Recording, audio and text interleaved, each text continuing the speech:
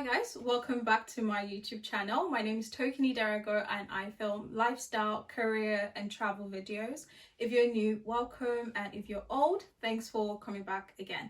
Today I have someone really special. I have my friend Onose with me. Hi guys. And we're going to be basically telling you guys what the alternative routes to a career in law is, and the routes to qualification and so many other things you can do with a law degree essentially. But before we get into it, I will let Onose introduce herself. Hi guys, lovely to be here. My name is Onose. I am currently doing the legal practice course here in the UK, and I'm a future trainee solicitor at an international law firm. I know this. Oh, thank you, sis. I know this beautiful damsel from University of Leicester, where I did my undergrad in law. So I did my undergrad there for 2 years, and that's where I met TK, and that's where I got my TC as well, my training contract. And so I'll be giving the perspective of a direct TC compared to alternative routes in law. So yeah, just stay watching. To start, we're going to discuss what the actual routes to qualification are in the UK. I feel like people sometimes get this confused, especially international students who come to the UK to study law. The route to qualification in the UK is very different, and it's a much longer process.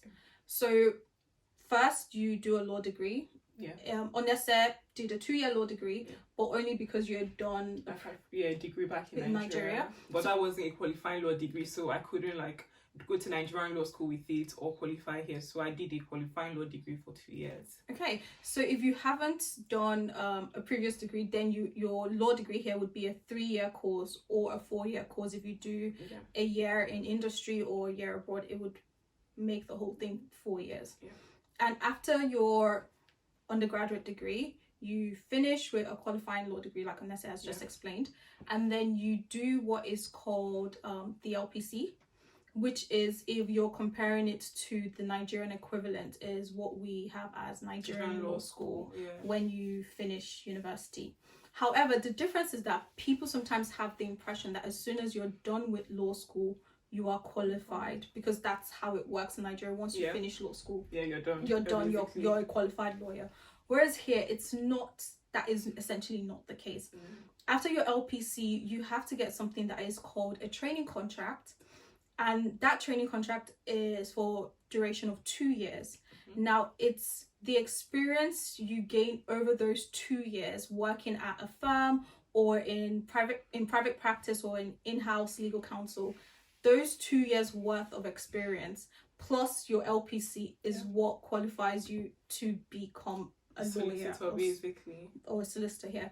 The other thing that I keep people also mix up is that in Nigeria, a lawyer is a lawyer. There's only you're qualified both as a barrister and as a solicitor in Nigeria. But here it's split into two, so you can either go the solicitor route, which is quite different from the barrister route. Very different. Yeah, very different. But like TK said, you'll have to do a law degree, then you do the equivalent of the legal practice course. So the solicitors will do the LPC for 1 year, but you do an equivalent for 1 year, and then you do a pupillage instead of a TC for 2 years. And if you think TCs are hard to get, pupillages are harder to get. But yeah, that's that. And barrister route, I don't think is as structured. So because they're self-employed, the barristers, the pupillages may not be as structured as a TC. So it's a very different process. But at some point, you will have to decide which route you're going down. You can't do the two at the same time. Yeah, you can't do both. You have to decide as soon as you finish. But your law school, your law degree. No, your law degree, you all do the same law degree, but then after that is where at the end of your law degree, you need to know which way barrister or solicitor, and then take it from there. Okay, so we've just gone through the two routes, barrister, solicitor.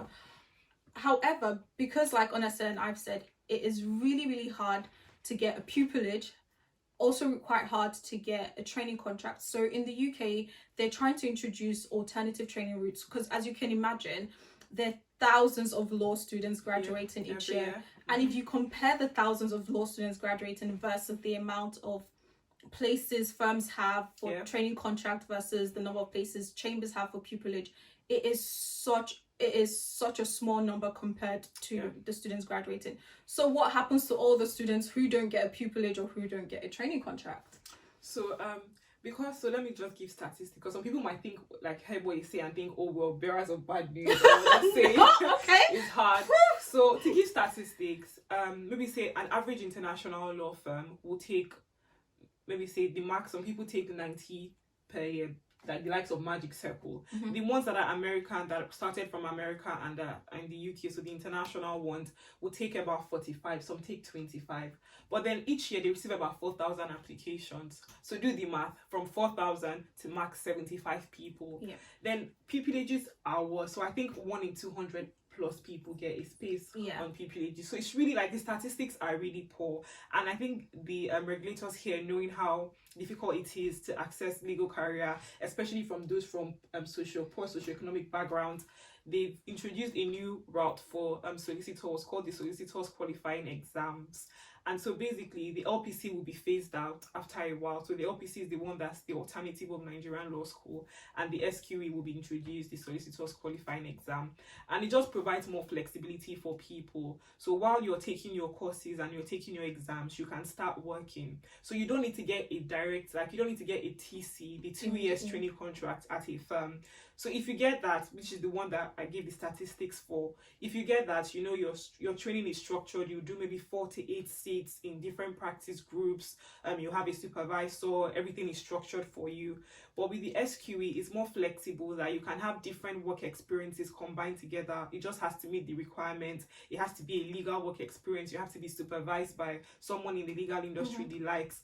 And then you just do like various experiences. And if it sums up to 2 years and you've taken your exams, then you qualify. So it means that you can start taking your exams and working part-time. So studying part-time, working in a law firm as a paralegal part-time. Yeah. So you know, people use like their paralegal experiences to make up their 2 years of training. So that's the flexibility. That's the flexibility. And like she said, it means a lot more people will be able to qualify more quickly, and it would become more accessible to people, because and imagine the number of people who have legal experience, but then what has been happening in the past is that if it's not a direct TC, that legal experience counts as nothing, basically. Yeah, unless maybe say you get a TC and then maybe you've done 2 years of paralegal and you can take some of it off. Yes, exactly. Now, so then you don't have to then do a full another 2 years of training. So if you've already spent 1 year paralegaling, your training contract could be perhaps be 1 year as opposed to 2 years, because you already have that 1 year prior experience. And I think to add to that, one thing, like, some people might think, oh, what's a training contract? I don't think we really explained. Oh no, we didn't. You're going to be working on a training contract. It's like you're employed. Yeah. But the thing is, the status is you're just training.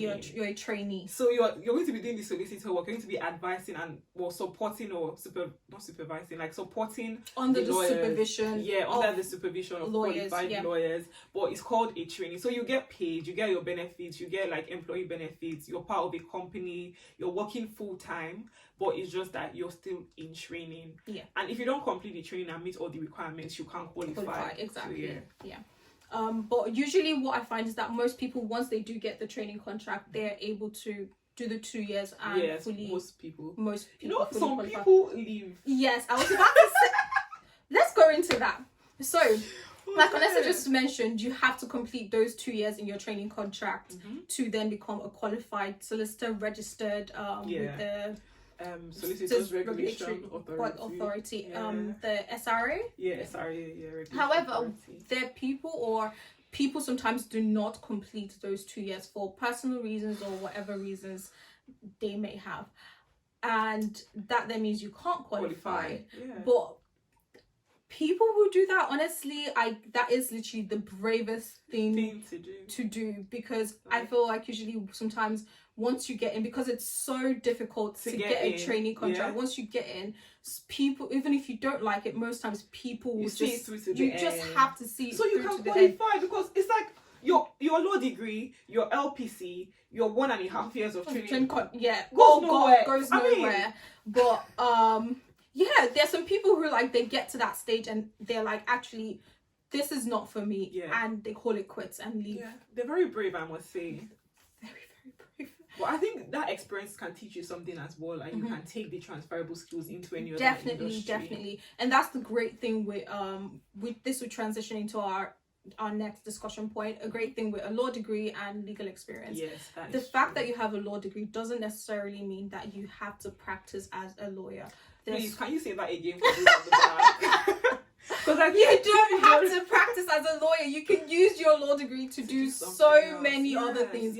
Because I feel like people sometimes, especially here in the UK, where it's really, really hard to get a training contract or pupillage to qualify generally, people sometimes think that if they don't have, you know, pupillage training contract, that's the end. They're done. That is the be all and end all. If I don't have a TC or I don't have a pupillage, that's the end of my life. That's the end of my career. It's not, that is not the case, and it's actually quite sad that is how most law students here feel. You know what, TK, I think it's because when you enter law school, that's the first thing, you know, everyone's like, okay, yeah, we're applying for TCs. That's the first thing you're sort of introduced to. Yes, and definitely. Not many people are aware that there are other options. No. So they think, okay, I have to get a TC. Some people don't even think about barrister. I'm going to become a solicitor, commercial solicitor. Yeah, that's because the end. I feel like there is so much focus on that. Yes. And because I feel like generally, well, private practice firms have this amount of prestige. So when they come, they kind of swallow up the room. So that is all everyone is talking about. And a lot of them come like trying to recruit students. Exactly. So those are the people. Because I don't really see during law fairs and things like that. Criminal barristers. You hardly see chambers there. What you tend to see are the private practice law firms that come on campus. So cheeky about that is many of them, I think they're trying to like find the best talents. They will come and be begging you to apply only to be rejected. Why? Why? Like, they're literally sourcing for the best talents across the country so they can have a wider pool of people to choose from. That is literally what it is. So I think that is one thing that can be definitely improved, is letting students know that there are definitely other options, and private practice law is not the be all and end all. Well, TK, do you want to tell us about other options that are available? Okay. And what option are you on? And just talk to us more about this. So while Onose has gone through the TC route, I've actually gone through an alternative route. I work in legal operations within the tech industry.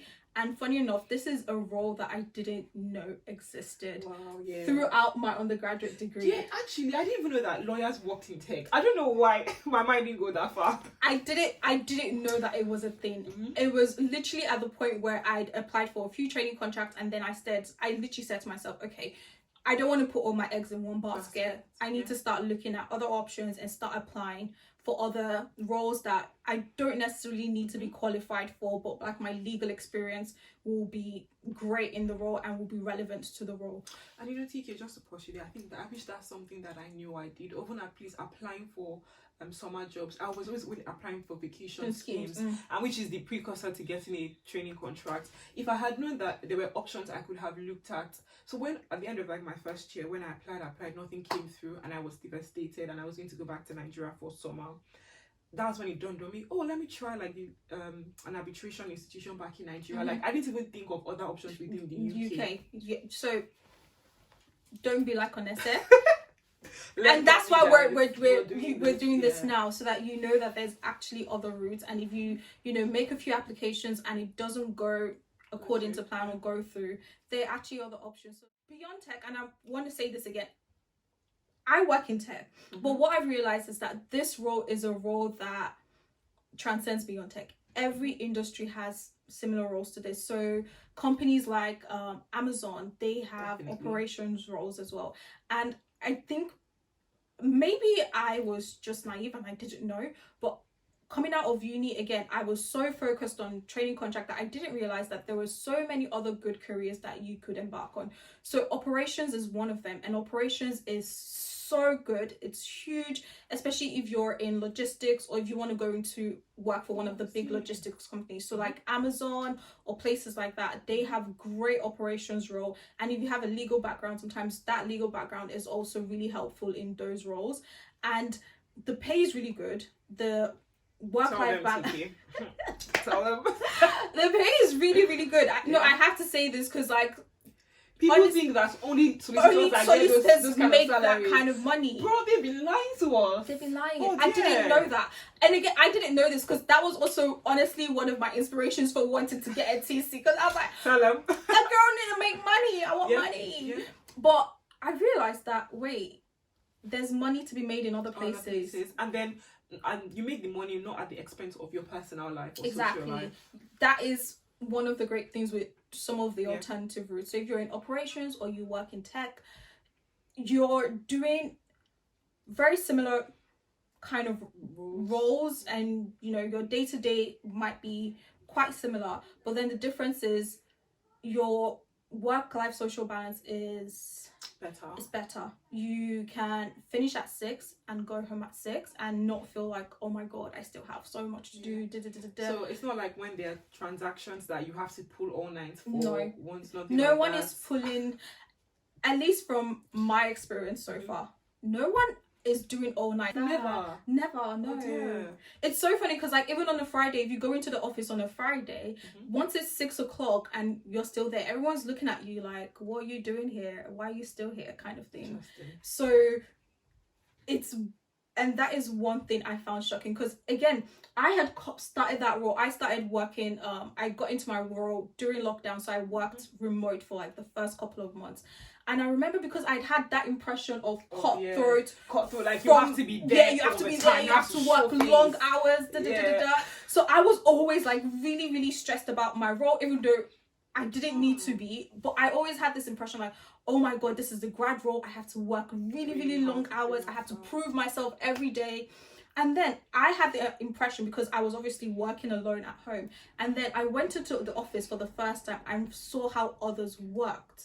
And it was a relaxing environment. It was so relaxed. Like people would go out for a chat, just stroll down for coffee, go for lunch, come back, chat at their desks, do a bit of work, go on a meeting. Like everybody was so relaxed, and I realized that I'd been the one stressing myself the whole time. I think because we as like law students and trainers, we have this mentality that we always have to show up and show out. Yes, exactly. Whereas that is literally not the case, and that is one thing that I appreciate about the industry that I'm currently in, is that you can actually do things at your own pace. Obviously, don't then not do the job, because that was slacker. Yeah, don't do that. But you don't have that pressure of, like Onose said, having to pull all-nighters. No one does that. Like even with me, if I ever need to do a few hours, or I'm working past 6, it's because I've chosen to, maybe because I have something that I'm supposed to have finished and I haven't finished it, so that is my personal responsibility, and I've made that personal decision to stay longer just so I can finish what my assigned task. But it is not the standard. It is not expected that you pull hours beyond your standard 8 hours a day. Okay. Before we go further and talk about the other options in the legal career or legal industry, I just want to come and defend my I think we need to bring a little bit of balance. I just want to come and defend my part of like my section of the legal industry, which is like the private practice and the commercial side. So it's not in every seat that, from what I've gathered, I mean, I haven't started working, but I have a lot of trainee friends. It's not every time that you have to work crazy hours. So there are some seats that are non-transactional where you have decent hours and you might close 6, 7 on a good day, and you still get the same pay as those in transactional seats where they are deals. So because the deals are like time-based and your clients are always wanting more, always wanting to get things done quickly, you might find yourself pulling weekends. So you'll be working during the weekends. Sometimes people pull all-nighters, but it's not every day. Like every day is like far in between or once in a while, and sometimes weekends are common. So there's some seats. My friend was telling me, she's currently a trainee at a US firm, and she was telling me that 1 month in one transactional seat, I think it was corporate, 1 month all her weekends she worked every single weekend that month, and sometimes 9 to 10 and all of that. So sometimes it gets that bad, but other times they are balanced as well. But I don't think overall the balance isn't as great as for those working in legal in other industries, say tech for instance, or maybe in-house. Yeah. So yeah, that's just it. So please come to my side. Like, we're doing great. No, but like Onose said, I definitely agree with that. It does depend on your seat. Sometimes if you're in a good seat, so I think seats like employment, tax, that's it. Those are very laid back. I don't want to say it's boring, but it's not. No. I'm not saying it's boring. No. I'm not saying it's boring. It's just that I don't know, I like the thrill of I'm working towards a deadline, like this has to be done by now. Maybe sometimes for filing tax reports you have to do it by set time. Yeah, exactly. But transactional, I don't know, it feels like the weight of the world is on it really does feel like the weight of the world. I think I like that pressure, that at least a healthy amount of pressure. Well, this is the good thing. Onese knows that she likes that. So we'll see about that. We'll see about that. But generally, I feel like this is also another thing with trying to pursue training contracts. You have to actually ask yourself, is this what I want? Will I enjoy pulling those long hours?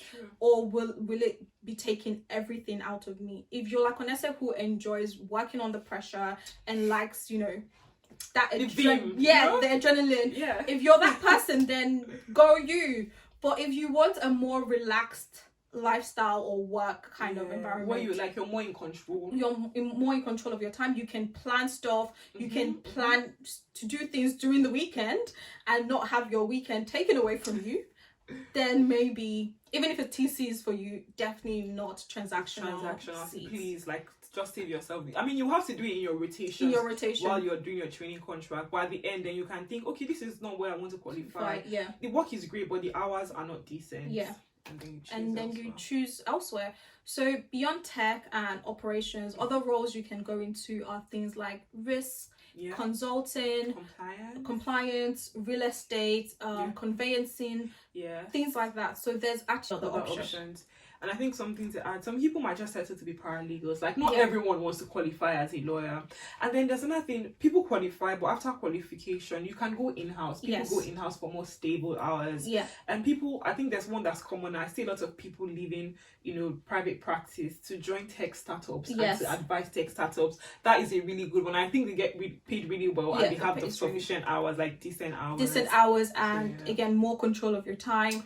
And if you're a family person, or at least you plan to be a family person, you can then that you'd be able to spend a lot more time with your family. That gives you more stability than when maybe you're told last minute you have to stay back and stuff like that. Just to add on that point as well, there's one that not many people are keen on, but apprenticeships works as well. So if you finish your secondary school, your A levels, and you don't want to go straight to university, you want to work and study, maybe for financial reasons, personal reasons, or you want responsibility from early on, you can do an apprenticeship. Many law firms have that as well. So you work and you study. It takes you more years, but you're gaining work experience. You're going to get your law degree. You do your if you're a solicitor, you take the SQE exams. You work at a more balanced pace than if you did like a direct law degree and you're trying to apply for thesis and you don't get to, maybe that puts you back. But if you do an apprenticeship, maybe 6-7 years you're qualified. And we know a couple of legal Instagrammers who run through other career options, other alternative routes to being a lawyer or to working in the legal industry, and we'll drop their handles on the description or in the description box. We will.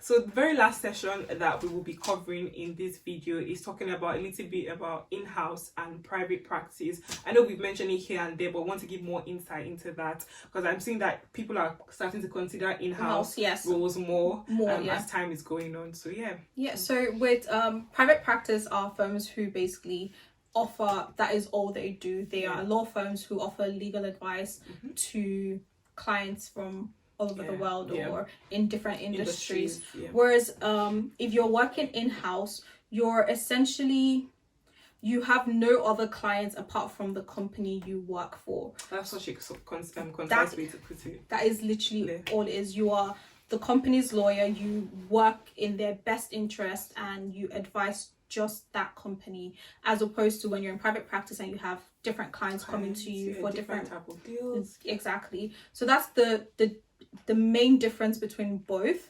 They both have training contracts. The only difference I'd say is that in-house firms or in-house legal counsel roles have fewer roles because you are only advising one company, i.e. the company you work for. They don't need hundreds and hundreds of lawyers working for them, just advising them. So where you'd have a private practice firm taking, let's say 50-60 trainees per year, you would see that in-house legal counsel roles, they're probably recruiting 5-6 per year because you are working for just them. And they also sometimes engage in outside legal counsel, i.e. the private practice firms. So that's one thing I would say. If you're looking to go in-house, just know that it's a bit more competitive because the roles are less and very limited. But with that being said, I would say definitely, or at least my personal opinion is that in-house roles you have a bit more time, definitely, compared to private practice. So again, if time is, or work-life social balance is very important to you, and you still want to qualify and work as a lawyer, you might consider working in-house as opposed to private practice. And what I've seen a lot of people do is that they get their training contracts in private practice, do the 2 years there, qualify there, and literally move from private practice to in-house legal counsel. And most times when you ask them, they tell you they just needed a bit more time to themselves, so they just leave private practice and go in-house, still doing the same role, but you have a bit more personal time. Yeah, and just to add on that, I think the other thing I would say is that if you do, like, if there are not many companies or firms offer in-house training. Yes. So just a few. I think Morgan Stanley is one. So the investment bank, I know, is one that offers in-house training. So a few more might have, but it's not as prevalent as private practice training. Definitely. And I would say that one of the benefits of in-house is that I get to dabble in a little bit of everything that your company wants to do. Yep. So like you and your supervisor or the main general counsel will be the first point of call. Yes. So, and then you guys, of course, like Tokini said, sometimes get outside counsel, but it's like you're learning different aspects and different areas, and it's so cool. I remember that there's this in-house lawyer I follow. I just need to give her a shout out. In-house Porter, I think that's what she's called on Instagram. So she's the in-house lawyer for an international company, like the head of the UK and I think Europe branch. Okay. And I remember that they did one deal. They were building something at an airport. You know, one of those like cars that hangs in airports.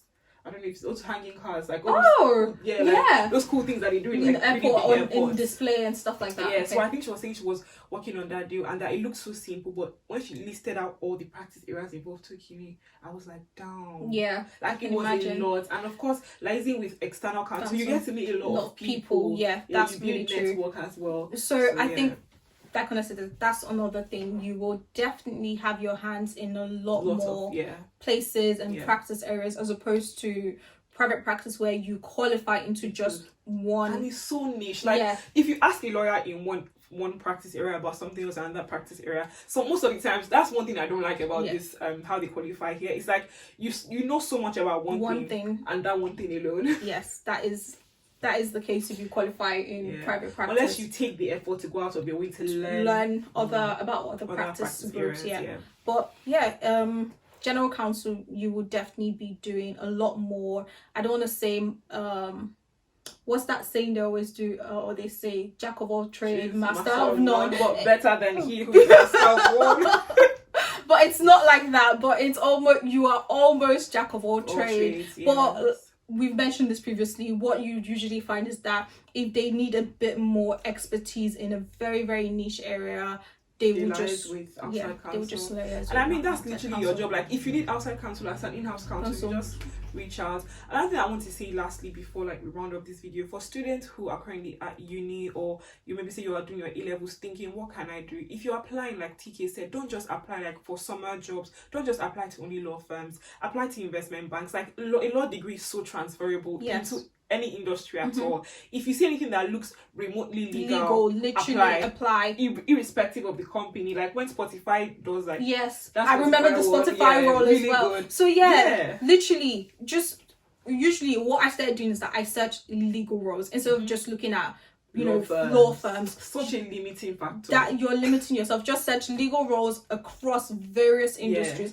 and you will be shocked by the variety of roles you see, and some of them are so interesting. It's stuff that usually you wouldn't have thought about, and you will see it, and who knows, that might be where you find yourself. And I think also the advantage of that is that even if you decide you want to go into private practice or you want to take the direct TC route, you're bringing something to the table. You can still do that. The fact that you've done that doesn't then mean that you cannot still go for a TC. If you do that for a few months or a few years, however long, and you decide, actually, I still want to qualify, you can do that, because there are people who change careers much later. Very often, and here it's normal. You see people who are qualifying in their 30s and stuff like that, and it's not a big deal. Even at uni, we had mature students who were studying their law degree at mature ages, basically, I would say. So you're bringing like a different, like a wealth of experience from an industry to, and that's appreciated. It really is. So do not feel like if you do not have a training contract or a pupillage that you've lost out. And darling, it's not the end of the world. I assure you, there's so much you can do. There is.